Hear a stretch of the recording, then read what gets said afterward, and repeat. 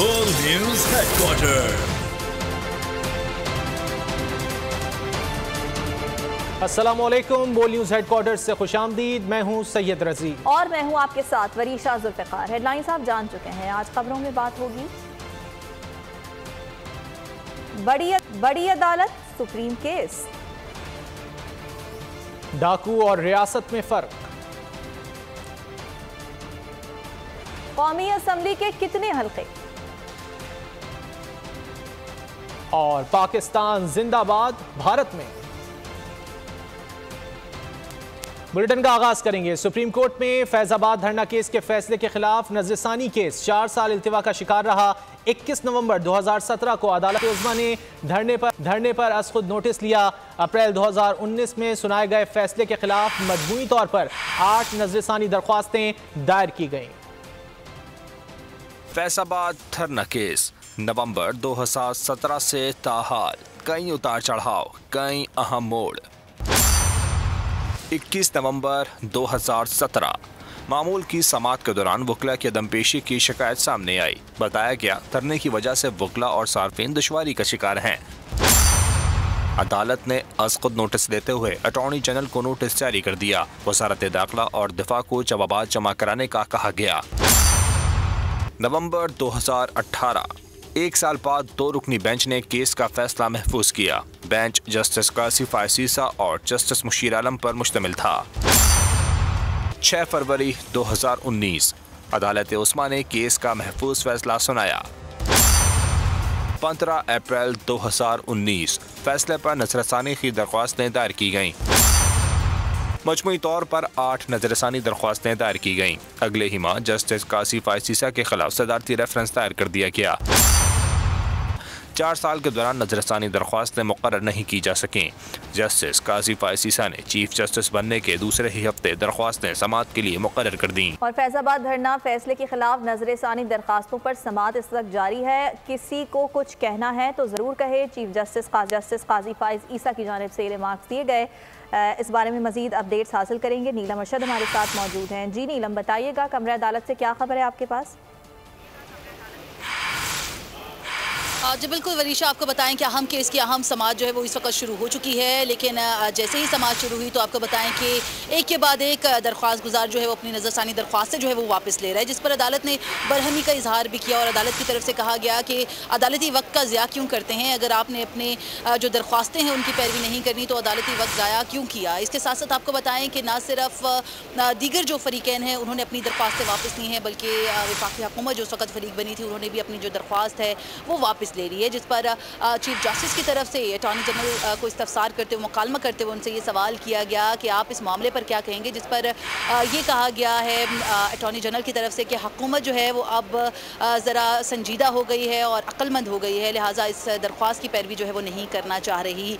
और इसके साथ साथ आपको बताएं कि जो दीगर फरीकैन थे उनकी तरफ से भी अदालत में उनके नुमाइंदगान वकला आज पेश हुए हैं। उनकी तरफ से भी कहा गया है कि वो इस मामले में फ़रीक जो है वो नहीं बनना चाहते। अब जो नजरसानी की दरख्वास्त है उसको वापस लेना चाहते हैं, जिस पर अदालत की तरफ से बरहमी का इजहार करते हुए साथ ही साथ ये भी कहा गया है कि कई ऐसी दरख्वास्तें हैं जिनको अभी हम डिस्पोज ऑफ नहीं करेंगे और फरीकैन को सुनेंगे। ख़ुसूसी तौर पर MQM की अगर बात की जाए तो उनके वकील से मुतल्लिक अदालत की तरफ से पूछा गया, इस्तफसार किया गया कि वकील कहाँ है, जिस पर यह कहा गया है अदालत की तरफ से ही रिमार्क्स के दौरान कि हम चाहते हैं कि वकला को सुनने का मौका दिया जाए। कल कलां को हमें कोई ये ना कह दे कि हमें सुने बगैर इन दरख्वास्तों को खारिज किया गया या इन पर कोई फैसला सुनाया गया।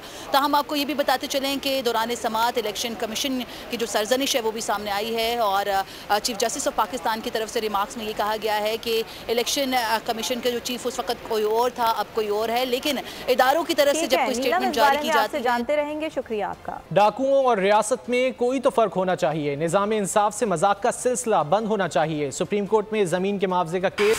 चीफ जस्टिस काजी फाइज ईसा, एडिशनल एडवोकेट जनरल पंजाब और सरकारी अफसरान पर बरहम। रिमार्क्स दिए, सरकारी मुलाजमीन का मकसद आवाम की खिदमत करना है। हमें और आपको आवाम की जेबों से तनख्वाहें मिलती हैं। अदालतों के साथ शफाफ रवैया होना चाहिए। जब हुकूमत मिल्कियत तस्लीम करे तो मुआवजा क्यों नहीं दिया गया। 2 माह में बशीरा बीबी को मुआवजा अदा करने का हुक्म। और इलेक्शन कमीशन ऑफ पाकिस्तान ने हल्का बंदियों की इब्तिदाई रिपोर्ट शाया कर दी। पंजाब में कौमी असम्बली की नशिस्तें 141 हैं। सिंध की 61, बलूचिस्तान की 16 और खैबर पख्तूनख्वा की 45 नशिस्तें हैं। कराची की कौमी असम्बली की नशिस्तों की तादाद बढ़कर 22, जबकि सूबाई असम्बली नशिस्तों की तादाद 47 तक पहुँच गई। इलेक्शन कमीशन का कहना है हल्काबंदियों पर एतराज़ात के फैसले 28 अक्टूबर से 26 नवंबर तक किए जाएंगे। मरदमशुमारी की रोशनी में हल्का बंदियों में तब्दीलियां, इलेक्शन कमीशन ने इब्तदाई फहरिस्त जारी कर दी। पंजाब में कौमी असम्बली की नशिस्तें 141 हैं, जबकि सूबाई असम्बली की नशिस्तों की तादाद 297 है।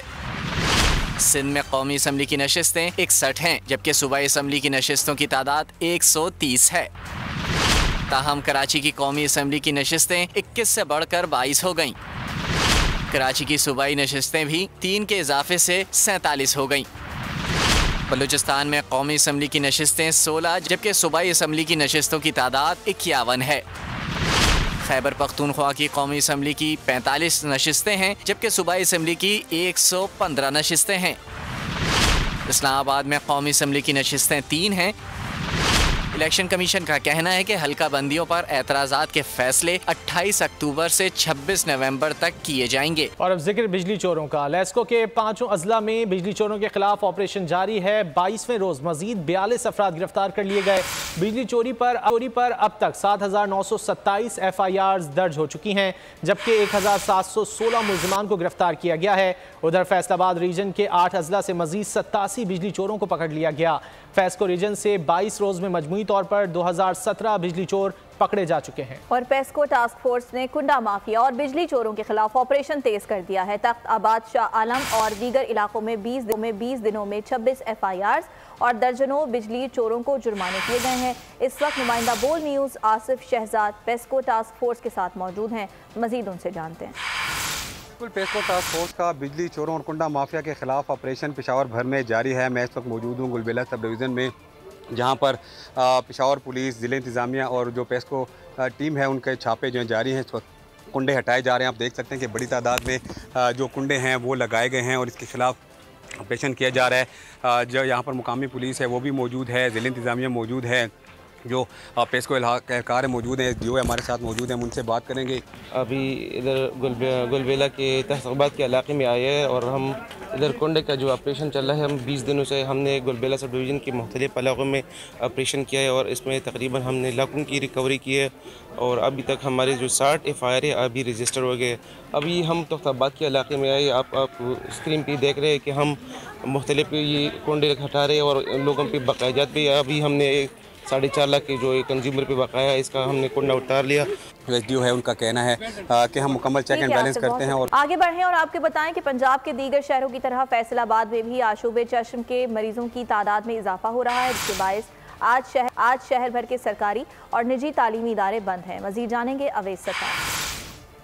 पंजाब के मुख्तलिफ शहरों की तरह फैसलाबाद में भी आशूबे चश्म का जो मर्ज़ है ये बड़ी तेज़ी के साथ फैल रहा है और गुज़श्ता कई रोज़ में जो इसके मरीज़ हैं इसकी तादाद में इजाफा हो रहा है और अभी तक इसकी मरीज़ों की तादाद में कमी नहीं देखने में आई। और इसी वजह से हुकूमत की जानिब से आज जो सरकारी और निजी तालीमी इदारे हैं उन्हें बंद करने का फ़ैसला किया गया। तमाम सरकारी और निजी तालीमी इदारों में छुट्टी है बच्चों को, क्योंकि वो जो चेन बनी हुई है आशूबे चश्म का, वो जो इन्फेक्शन फैलने की, वायरस फैलने की, उस चेन को तोड़ना ज़रूरी है, इसलिए तालीमी इदारे आज बंद हैं। इसके साथ साथ जो शहर के बड़े सरकारी अस्पताल हैं जिनमें अलाइड अस्पताल 1 और 2 और दोनों जनरल अस्पताल जो शामिल हैं, वहाँ पर भी रोज़ाना तकरीबन 70 से 80 के करीब जो मरीज़ हैं वो आशूबे चश्म से मुतासिर होकर आ रहे हैं। जबकि हमारी जो इस हवाले से डॉक्टर्स के साथ बात हुई उनका यही कहना था कि ये एक वायरल इन्फेक्शन है, एक दूसरे को टच करने से लगता है। शुक्रिया आपका। पत्तोकी में आशूबे चश्म की बीमारी में दिन ब दिन इजाफा होता जा रहा है, जिसमें बच्चे, बड़े खवातीन बड़ी तेज़ी से बीमार हो रहे हैं। मजीद जानेंगे वहाँ सूरत हाल क्या है रिजवान आसी से, जो इस वक्त THQ अस्पताल में आई स्पेशलिस्ट डॉक्टर के साथ मौजूद हैं। बिल्कुल, मैं इस वक्त पत्तों की THQ अस्पताल में मौजूद हूँ। अशूबे चश्म की बीमारी से पत्तों की में भी दिन ब दिन इजाफा होता दिखाई दे रहा है, जिसमें बच्चे, बड़े खवातीन जो हैं वो इस बीमारी में बड़ी तेज़ी से मुब्तला हो रहे हैं।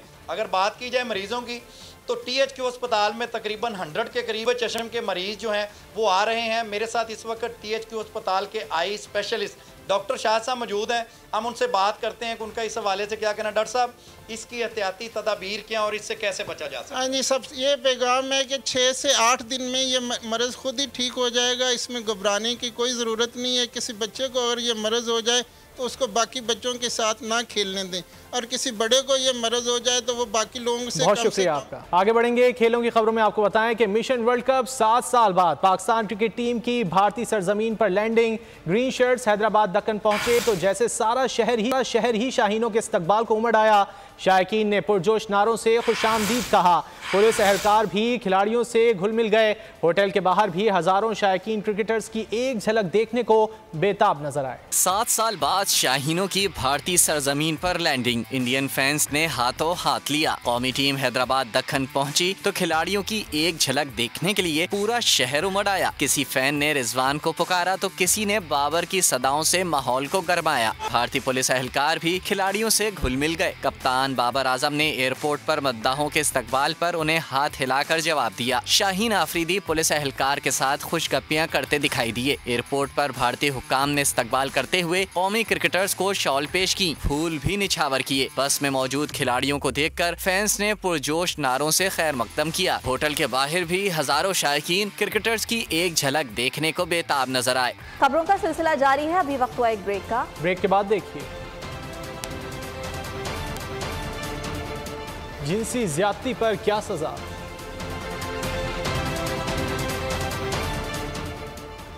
और कुत्ते काटते क्यों हैं? दीपालपुर में हव्वा की बेटी बेआबरू, 3 वहशी दरिंदों ने लड़की को नोच डाला। मुलजिमान नाजेबा वीडियो भी बनाते रहे। पुलिस ने मुलजिम अफजाल और रब नवाज को गिरफ्तार करके वाक़े का मुकदमा दर्ज कर लिया। लड़की को अस्पताल मुंतकिल कर। मुतासरा लड़की मुलजिम अफजाल के घर से पानी भरने गई थी, जहां मुलजिमान ने उसे ज्यादती का निशाना बनाया। और सिंध हाई कोर्ट ने बच्चियों से ज्यादती के केस में वफाकी हुकूमत के जवाब जमा ना कराने पर बरहमी का इजहार किया। वकील दरख्वास्त गुजार ने अदालत को बताया कि वफाकी कानून और इंसाफ प्रिंसिपल सेक्रेटरी, वज़ीर आज़म और महकमा दाखिला सिंध ने ताहाल जवाब जमा नहीं कराया है। मुतासरीन की बहाली और गवाहों के तहफ़्फ़ुज़ के लिए ताहाल कमेंट्स तश्कील नहीं दिए गए। कानून की अमलदारी ना होने पर रोज़ाना वाक़यात हो रहे हैं। अदालत ने वफाकी और सूबाई हुकूमतों से जवाब तलब करते हुए समाअत 25 अक्टूबर तक मुलतवी कर दी। कुत्ते क्यों काटते हैं, मेयर कराची ने वजह बता दी। मीडिया से गुफ्तगू में कहा, राह चलते छेड़छाड़ से कुत्ते हमले करते हैं, हमें अपने ट्रेंड को चेंज करना होगा। शहरियों को खाने पीने की चीज़ें ना फेंकने की हिदायत भी की। मुर्तज़ा वहाब ने कुत्ते के काटने को खतरनाक करार दिया। कहा, इसे हल्का ना लें, जख्म लीमू या नमक से सही नहीं होगा, एंटी रेबीज़ वैक्सीनेशन करानी होगी। कुत्तों की आबादी कम करने के लिए इकदाम कर रहे हैं। चलते फिरते किसी को तंग कर लें तो हम जब जानवरों के साथ इस तरह की चीज़ करते हैं तो जानवर रिएक्ट करता है, और कुत्ता रिएक्ट यूजुअली कमज़ोर लोगों के ऊपर करता है, यानी कि आपके बुजुर्ग के ऊपर करेगा या बच्चों के ऊपर करता है वो। तो मैं समझता हूँ थोड़ा सा हमें अपने सोसाइटल ट्रेंड को भी चेंज करने की ज़रूरत है। हम ये जो जगह जगह खाना फेंकते थे ना, इससे इन कुत्तों की अफजाइश होती है। एक्चुअली जो लोग ये समझते हैं कि रेबीज़ कोई मामूली सी बीमारी है, उन्हें अपनी तस्हीह करने की ज़रूरत है कि बिल्कुल कतई तौर पर ये मामूली बीमारी नहीं है, ये जानलेवा बीमारी है। जब म्यूनसिपल इदारे इन कुत्तों के ख़िलाफ़ कार्रवाई नहीं करते हैं तो इस तरह के बदकिस्मत वाक़यात भी होते हैं। हल ये है कि इन कुत्तों की न्यूट्रिंग की जाए। अगर वो न्यूट्रिंग हम कर लेते हैं उन कुत्तों की, तो हम by way of a gradual slow process उन कुत्तों की पॉपुलेशन को कम कर पाएंगे। कराची में डेंगू और मलेरिया के केसेस खतरनाक हद तक बढ़ने लगे। डिप्टी मेयर सलमान अब्दुल्ला मुराद ने कराची भर में स्प्रे मुहिम का ऐलान कर दिया। पीर के रोज से शहर भर में स्प्रे मुहिम का आगाज किया जाएगा। मजीद इस बारे में जानेंगे वजाहत अली आबिदी से।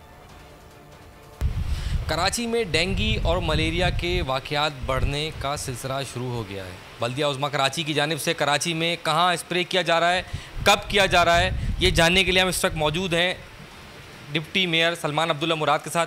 सर, कराची में वाक़यात बढ़ रहे हैं डेंगू के, मलेरिया के, मगर इंतज़ामिया मुतारिक नज़र नहीं आ रही और कुछ सियासी जमात भी इसके ऊपर प्रोपेगेंडा भी करती हुई नज़र आ रही है, तो इस पर क्या बताना चाहेंगे? देखें, कुछ दिनों पहले कमिश्नर साहब की हिदायत और वज़ीर हेल्थ उनके जानिब से ये कहा गया था, तो कराची KMC ने स्प्रे मुहिम शुरू कराया था। अब नेक्स्ट वीक मंडे से फिर दोबारा स्प्रे मुहिम पूरे कराची में शुरू की जा रही है और उसका शेड्यूल मैं आपके साथ शेयर करूंगा, क्योंकि काम कराती हैं, ये नहीं कि नहीं करा रहे। KMC करा रही है, सिंध गवर्नमेंट के काम चल रहे हैं, तो इससे हम गाफिल नहीं हैं और हमारी टीमें मुतरक हैं, इंतज़ामिया ऑन ग्राउंड काम कर रही है और इन चीज़ों को हम आपके साथ शेयर करेंगे। आगे बढ़ेंगे। डॉलर की कीमत में कमी का सिलसिला बरकरार है। इंटरबैंक में ₹1.05 सस्ता हो गया, ₹287.70 में ट्रेडिंग कर रहा है। रोज डॉलर ₹288.75 पर बंद हुआ था। ओपन मार्केट में डॉलर की कदर में 50 पैसे कमी हुई,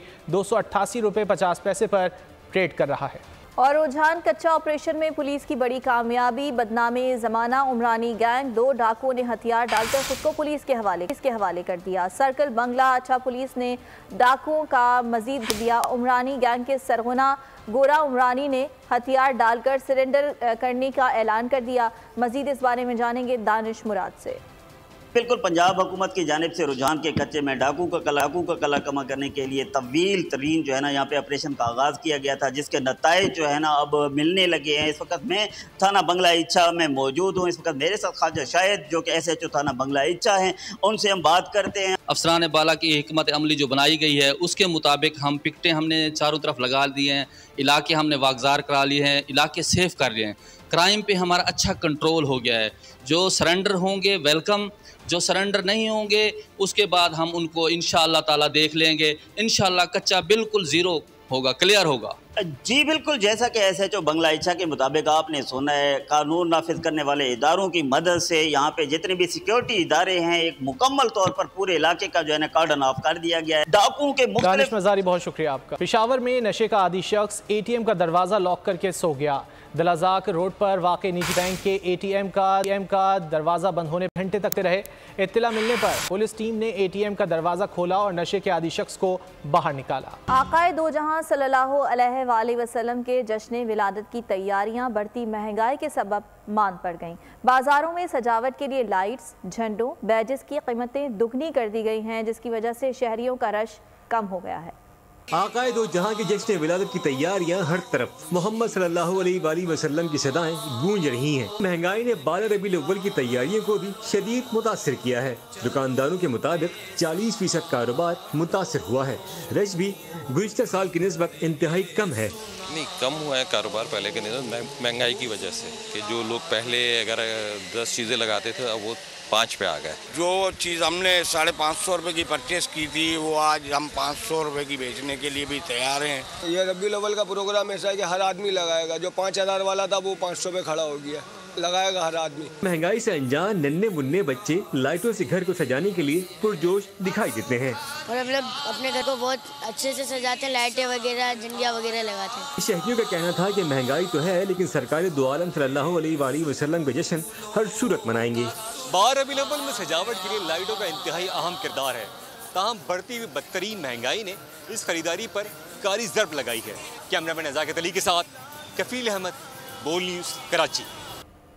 जश्न ईद मिलादुन्नबी सल्लल्लाहु अलैहि वसल्लम के हवाले से सखर में भरपूर तैयारियां जारी हैं। सखर में कल बड़े जुलूस निकाले जाएंगे। ब्यूरो हेड सखर शाहिद अली मौजूद हैं घंटाघर चौक पर, जहां जश्न ईद मिलादुन्नबी की सजावट के हवाले से तैयारियां मुकम्मल की जा रही हैं। शाहिद, बताइए।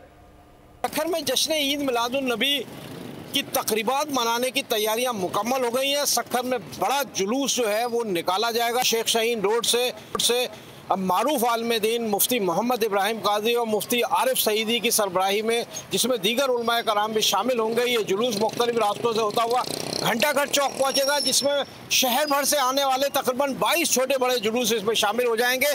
घंटाघर चौक पर हम मौजूद हैं। आप देख सकते हैं कि यहाँ मुकम्मल तैयारियाँ हो गई हैं, सजावट की है। हमारे साथ कुछ लोग मौजूद हैं, उनसे बात करते हैं। जी बिल्कुल, पूरी पाकिस्तान में, पूरी दुनिया में जश्न ईद मिलादुन्नबी का दिन कल मनाया जाएगा और हमारे शहर सखर में भी हर जगह पर चरागा कर दिया गया है, सबीलें लगा दी गई हैं और इंशाल्लाह कल हम भरपूर तौर पे जो है जश्न ईद मिलादुन्नबी सल्लल्लाहु अलैहि वसल्लम मनाएंगे।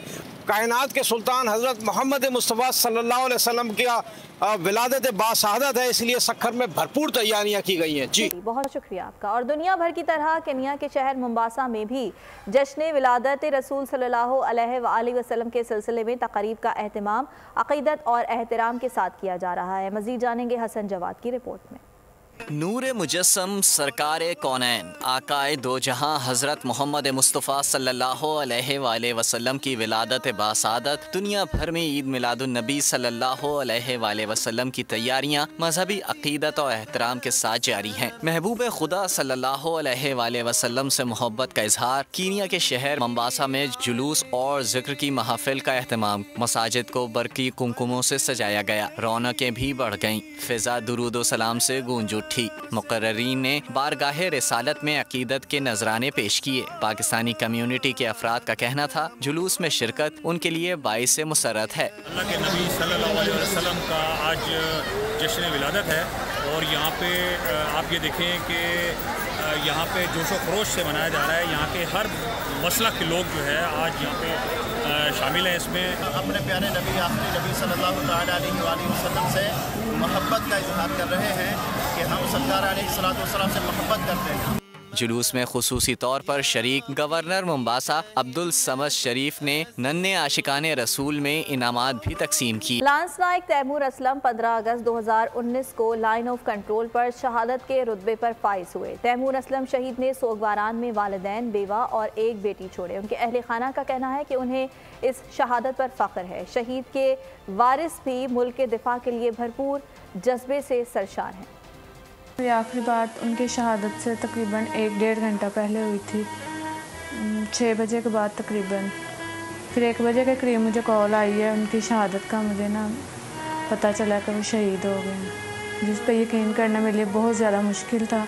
अभी मेरी बेटी तो बहुत छोटी है, लेकिन उसको इतना है कि वो जब देखती है ना अपने बाबा की तस्वीरें, वीडियो वगैरह या बातें सुनती है तो उसको भी बड़ा शौक़ है इस चीज़ का। वो खुद कहती है मम्मा मैं भी फ़ौजी बनूंगी, मुझे भी फ़ौजी बनने का शौक़ है। फखर ही महसूस होया सी इस करके कि बेटे ने पहले ही मैनू कहा सी कि मैं शहादत नोश करनी है ते अलहमदुलिल्लाह शहीद होया ते असीं फखर नाल ही उड्डे फिरने आ। ओदी कमी ते नहीं पूरी हो सकती कि अल्लाह दे राह ते गया। सानू खुशी भी बहुत है, मैनू फखर भी है कि मैं इस अल्लाह ताला ने मैनू दिता सी ते अल्लाह दी राह ते हो गया है। कमी तो ओदी नहीं है पूरी हो सकती, पर शुक्र अदा अल्लाह ताला दा करने आ। पाक बहरिया समंदरी माहौल के तहफ़्फ़ुज़ के लिए पेश है। बहरिया जहाज़ों से जहरीले धुएँ के अखराज कम करने और आलूदगी से बचाव के लिए संजीदा इक़दामात कर रही है। Naval chief admiral Mohammad Amjad Khan Niazi का वर्ल्ड मैरीटाइम डे पर पैगाम। कहा उम्मीद है तमाम स्टेक होल्डर्स समंदरी तहफ़्फ़ुज़ के लिए इज्तिमाई काविशें करेंगे। वो कौन सा उहदा है जो वाह हो नहीं सकता, हिम्मत करे इंसान तो क्या हो नहीं सकता। अदीका कियानी ने साबित कर दिया। बलोचिस्तान में 270 घर तामीर करके सैलाब मुतासरीन के हवाले कर दिए। गुलकारा बनी दुनिया बोल है में मेहमान। सूबे के मसाइल को उजागर किया। कहा मुतासरीन को इस वक्त सबसे ज़्यादा साफ पानी और तिब्बी सहूलियात की ज़रूरत है। चीज़ उन लोगों के लिए उनकी सेहत है। इस वक्त पहले तो खाने पीने का सिलसिला था जो कि हम लोगों ने जितना प्रोवाइड कर सकी मैंने किया। वहाँ पीने का साफ पानी नहीं है और ये उनकी सबसे फर्स्ट एंड फॉरमोस्ट जो है उनका रीज़न है उनकी सेहत ख़राब होने का। जहाँ पे मवेशी पानी पी रहे होते हैं वहीं से उनका पानी जो है वो बकेट्स में बच्चे डाल के और तकरीबन 10-10 मील चल के वो अपने घरों में वो पानी लेके आते हैं। अल्लाह ताला का शुक्र है कि मुझे तसल्ली होती है कि मैंने खुद उसको मॉनिटर किया है, मैंने उसको खुद लीड किया है। आप लोगों का बहुत बहुत शुक्रिया। बोल न्यूज़ हेडक्वार्टर से फिलहाल इतना ही। किसी भी खबर की तफसील के लिए विजिट कीजिए हमारी वेबसाइट bolnews.com और देखते रहिए बोल न्यूज़ हेडक्वार्टर। अगर आपको ये वीडियो पसंद आए तो लाइक पर क्लिक करें, सब्सक्राइब करें और बेल दबाएं ताकि कोई खबर रह न जाए।